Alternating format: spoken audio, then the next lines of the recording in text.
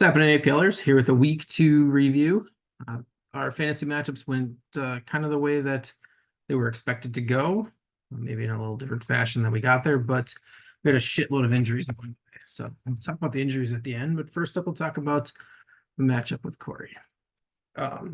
This matchup to me kind of went in phases. We started out at the noon games. We had Corey rolling with Jacobs and Eckler and McConkey and Kittle. So I'm hoping for Jacobs not to go crazy, Kittle not to go crazy, and then Eckler and McConkey to do nothing. And McConkey did nothing. Eckler did pretty good for Eckler. He had a nice long pass on the sideline where he probably got half-ish, maybe more than half of his points there. But 88 points for Eckler, that was really solid. And then Jacobs had like 120 yards at halftime and just was the whole offense for the Packers. He fumbled running into the end zone, but really nice game for Jacobs. That probably could have been more. And then Kittle was a good Kittle against the Vikings with McCaffrey out. He gets a lot more involved, and 179 points is really good. I thought Corey got off to a pretty good start. Wasn't feeling super great. My guys had decent scores. I already had the A-Chan good night from Thursday, but Dak with 332 is a good number. It just felt like it could have been more. I was hoping for more the whole game there. They stalled out on a bunch of drives in the second half, and he threw 2 picks, and those were kind of drive killers. And just he didn't play like a good chunk of the fourth quarter, so it just felt like that 332 could have been a lot more, and I was going to need it later. Jameson Williams also had a 50-yard catch right away to start the game, and then another 50 points for the rest of the game. So I was hoping for more there, but still happy with the numbers that those guys came out with. So then the 3 o'clock games roll around, and McPherson is kicking all of the field goals like all the time for the Chiefs. Thought that Corey's looking good there. But Mahomes isn't getting it done, which is surprising. Mahomes was the guy who I was the most scared of out of Corey's team. Thought that he was in for a really good game against the Bengals, and it didn't work out like that, which is surprising to me. And the big touchdown that Mahomes had was to Rashee Rice, so that worked out nicely on my side. McBride was involved throughout the game. 140 points is what you're hoping for from that guy, so felt good there. I was kicking myself when Marvin Harrison scored 174 points in like the first 12 minutes of the game, and I didn't have him in my lineup. Didn't really even think about starting him this week based on what he did last week, so happy to see that he was good. I'm feeling more confident about being able to start him in the future. So we move from the noon and 3 o'clock games into Sunday Night Football. I'm feeling okay, but not super confident. We have DJ Moore and Edmonds against Mixon, Tank Dell, and Fairbairn. And Fairbairn really just starts crushing 50-yard field goals. He had a 56, a 59, and a 53-yard field goal, and a 47-yard field goal. So he does his best Jake Moody impression and really propels me to victory there, because Tank Dell and Mixon didn't do anything. Dell was not. He like beach ball the like long touchdown that he just didn't catch, but maybe might have been tackled by the corner that pulled off of whoever was running down the sideline, but it would have been a long gain. But other than that, not really involved. Didn't really look great at all. Mixon got rolled up on the hip drop, or I'm gonna screw that up. He got the illegal tackle that wrecked Andrews last year. I can't think of the word right now.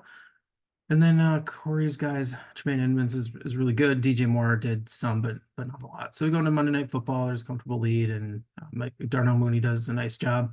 111 points, and Ellis with 40, but not quite enough to come back and get the victory. I really think if Mahomes has another 120 points here, Corey gets the win. So good point totals for both teams, and we both moved to 1-1, and we're probably going to battle it out for the last playoff spot in our division. So we'll see each other again.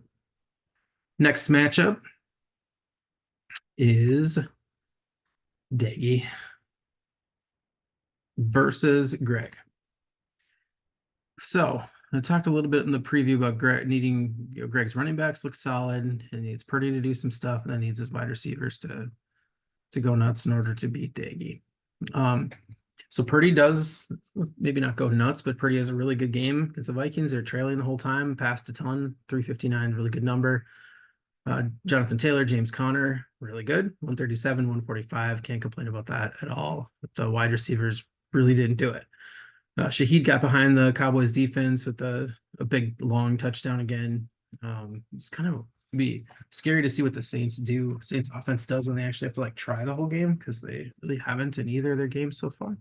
Be interesting to see. But then Ayuk and Tyler Lockett don't do too much. Greg unhappy with Lockett. He's been dropped already. But either of those guys were too involved.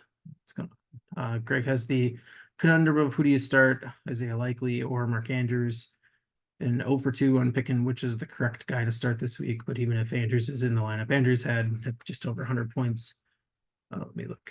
He had 106 points here. So even if he starts Andrews, it almost cuts the gap in half of the loss, but doesn't quite get there. So respectable week for Greg, despite having the self-proclaimed worst roster in the league, which I don't know if there's a worst roster in the league, but this was not bad.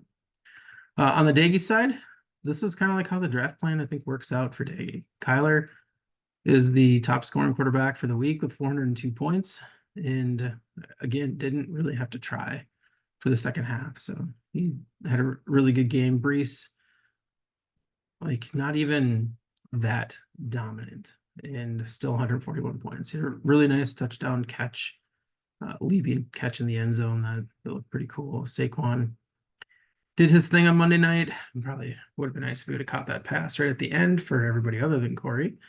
But 122 solid. Amon-Ra gets 130. He did his normal Amon-Ra thing, 11 catches for 119 yards to get the 130. Evans down a little bit. Worthy not really involved. And get talked about for Corey with the whole Chiefs offense passing game really wasn't working. I had a surprise inactive from Evan Ingram, pulled his hammy in warm up. So Dalton Schultz gets plugged into the lineup as the emergency tight end for 44 points. And then Brandon Aubrey does his thing again, 183. So you could almost argue that Aubrey is one of the MVPs for Daggy's team. He's got big totals for 2 weeks here that if they're not there, then maybe Daggy's 0-2, but he's not. He's 2-0. So Greg's 0-2, Daggy's 2-0, and Greg has a nice. We'll talk about the matchup next week, but somebody's always got to go next week there for Greg. And Daggy moves the top of the division with a 2-0 start. Next matchup is Sadeh versus Solomon. So Malik Neighbors. He's like kind of the man this week. Like 65% target share. Just absurd. The rest of the Giants offense was horseshit, but still impressive. So on Solomon's side, made it interesting a little bit. We got a 97-yard touchdown to Justin Jefferson, which is a big number. We get Singletary that comes out with over 100 points, and Chuba with 80, much improved over his week 1 total. So those numbers are going up. Today's getting a little bit nervous, but his guys are all doing their thing too. So Derrick Henry is over 117, or over 100 points with 117. Even though that game script didn't quite go the way it thought it would go, he's still really good, despite today thinking that he was dust. All right, still over 100. Malik Neighbors, as I talked about, he was just everything that he's been hyped up to be, maybe a little bit more this week. So 10 catches, 127 yards, and a touchdown, 65% target share for his team. Against what looks like to be the worst pass defense in the league, but still got to get it done. Debo goes for over 100, 108 against the Vikings. He had the 8 catches for 110, and then some rushing stuff that didn't quite go as well, but very involved. And then Tucker kicks a bunch of field goals. So today's off to a strong start. The rest of Solomon's team here, Herbert did probably what was expected from Herbert. They were the Chargers are going to be leading the Panthers for most of the game and not needing to pass a whole lot. And that equals the 182 points. Garrett Wilson, a little bit of a concern 2 weeks in a row with similar point totals. I think he had 66 the week before too, something like that. Yeah, he has 66 both weeks so far. Really want him to do more. And then Diggs didn't do a whole lot on Sunday night either. So some letdowns at those two receivers, and then Kelsey kind of like a catch for 5 yards. Maybe more than that. Oh, he has a catch for 5 yards and then a rush to get the extra point in there. That's kind of maybe the biggest downer for Solomon is that Kelsey hasn't been the guy for through the first 2 weeks. Over on the rest of this today matchup here, CJ Stroud was fine on Sunday night. Just 302. You're hoping for maybe a little more, but it was sufficient against the Bears. Bijan is involved with everything for the Falcons because Cousins may or may not be able to really move. So it's all Bijan. Cooper Kupp goes from the steal of the draft to being why Cooper Kupp went in the 7th round, because we're worried he's going to get hurt, and he is. Anything else here on today's team? Laporta definitely down from last year. Like, he's got 28 points and then 94 last week. It just doesn't seem like he's the focal point of the offense. And it seems like Jameson Williams is taking away some of his targets. So I'll be interested to see if he responds. But anyway, so they gets the win here. Handily, he wins by 384 points, but loses Kupp and Debo for a little while. So we'll see how things go from there. But overall, today's the #1 scorer through 2 weeks. Next matchup, we have the super team takes on Ryan. So I talked about in the weekly preview that Josh Allen had 174 points. That was going to make it pretty hard for Ryan to do a lot here, and that proved to be true. So if Josh Allen can have a little better game, then we have a little better matchup here. Ryan gets almost everybody going at noon.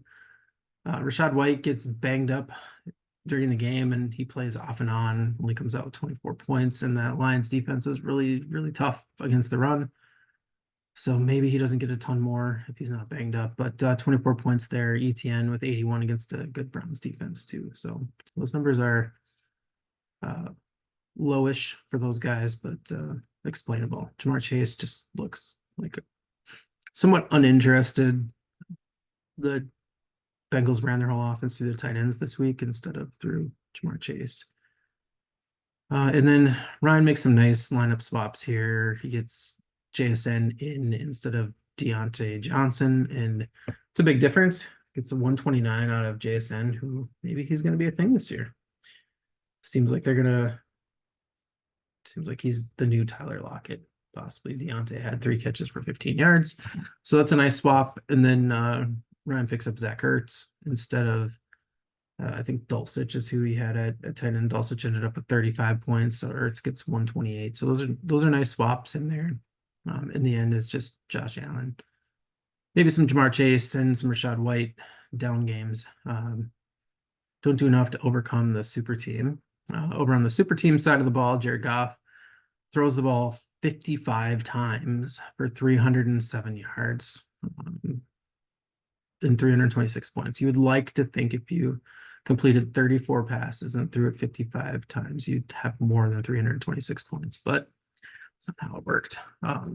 The Lions were behind like the whole game and just kept trying to throw, and just wasn't as effective as it should have been, but 326 is still a good score. For Goff, Gibbs gets 113. He was heavily involved down the stretch. It seemed like it was Monty early, and then kind of like last year, Gibbs takes over down the stretch. He caught a ton of passes, still only seven catches for 22 yards, hoping for more yards, but definitely seems to be the plan. Jordan Mason, effective once again. He had 20 carries for 100 yards and a touchdown, and then a 1 catch for 4. So he seems to be doing the rushing portion of the CMC job pretty well. He's just not the receiving portion of CMC there, but 125 is nothing to be unhappy about. Nico Collins is really good. Definitely the dominant number one receiver, alpha receiver for the Texans, and Tank Dell and Diggs are just bystanders to him. So 163, just pretty dominating performance against the Bears. He's impressive. Ross throws Devonta in the lineup with the news that AJ Brown was out, and he gets over 100. Had a nice touchdown catch there with 7 catches and 76 yards. Olave on his bench didn't do too bad either. He had one big pass to start the game, like a 40 or 50 yard, but ended up with 92 points. So those guys are somewhat interchangeable for the week. Talked about Waddle a little bit. He just Tua's not there, so he's not the same guy. This is probably the last time Pitts is in the lineup for Ross until Bowers gets hurt. But the Falcons' offense looks like shit in the passing game, and Kyle Pitts looks like Kyle Pitts. So Bowers had 205 points, and he'll probably be in the lineup for the foreseeable future, as the Raiders are actually passing like a lot and designing a lot of stuff for Bowers. Kickers, fine. Brandon Aubrey still be better, but 100 points for the kicker. And Ross puts up a nice total of 136 and gets a win. So moves to 101 and knocks right down 101. And then the last matchup of the week here is Jake into Tank. That's the guy right there, Alvin Kamara. Kamara. I still don't know which way that's supposed to go with that, but yeah, he did really good. So Jake starts Lamar, and that I think works out fine. The guys are pretty much the same. Lamar had 323 and Hurts at 321. I didn't watch a lot of their Baltimore and didn't watch a lot of the Baltimore and Raiders game to know how this went. It was close the whole game, and Lamar looks like can he be a sustainable starter the whole year? Probably. Could be a really nice value. I think that's an 11th or 12th round pick there for Lamar. Looks good. Pacheco 116, but obviously broke his leg in the game, so that sucks pretty bad going forward. But 116 is good, and then AK goes crazy. It's the Cowboys. 4 touchdowns, big receiving touchdown, ran the ball 20 times for 115 yards against a defense that looked really solid last week. So 262, huge total for Kamara. Tyreek shut down on Thursday. We talked about that. Devontae looked like vintage Devontae against the Ravens. 139 points there, and the Raiders decided we're just going to throw the ball, which is interesting because that wasn't what they're supposed to do all year. But really nice week for Devontae. Christian Kirk gets put in the lineup because Keenan Allen was going to be out, and Kirk got 1 catch for Kirk had 1 catch for negative yards for 0 points. Calvin Ridley's on the bench with 131 points. He's got a rushing touchdown and a receiving touchdown, 4 catches for 77 yards. So I imagine we're going to see Ridley going forward. Freiermuth is fine, 82 points. There with Justin Fields throwing the ball might be an achievement. So 11-17, really nice total for Jake. Jake also moves to 2-0, and Tank can't really survive the Tua down game on Thursday night due to the injury. Kyron is just fine because the Rams offense was just decimated and they were behind like right away and by a lot in that game. Corum played most of the 4th quarter in there. CD was good, not great, good, not great. Zay Flowers 118 is solid too. Kincaid, like they ran 2 plays to him right away and he got mashed in the head, and then he's out for a while and then came back. Still hoping for more from Kincaid. And Jake Moody came back to earth this week instead of 254. He had 41. So 884 for Tank. Quarterback doesn't get hurt, and we're close to 1,000 points with the lineup. But Jaden Reed's in there with Malik Willis throwing him the ball probably isn't the best, but Pittman was the plan there, and he looks a little bit risky with Anthony Richardson playing quarterback. Super fun, but maybe not for your fantasy receivers. So that is the week rundown. Weekly top scorers: Kyler Murray at quarterback, Kamara at running back, Nico Collins with 163 wide receiver, and then Kittle tight end. And the worst guys were Tua with the injury, Rashad White injury, Christian Kirk, terrible, Travis Kelce, terrible. So those were the guys, the good guys. in the bag, guys. Weekly awards, MVP, Alvin Kamara, 262 is a really nice number from a running back. So we'll go there.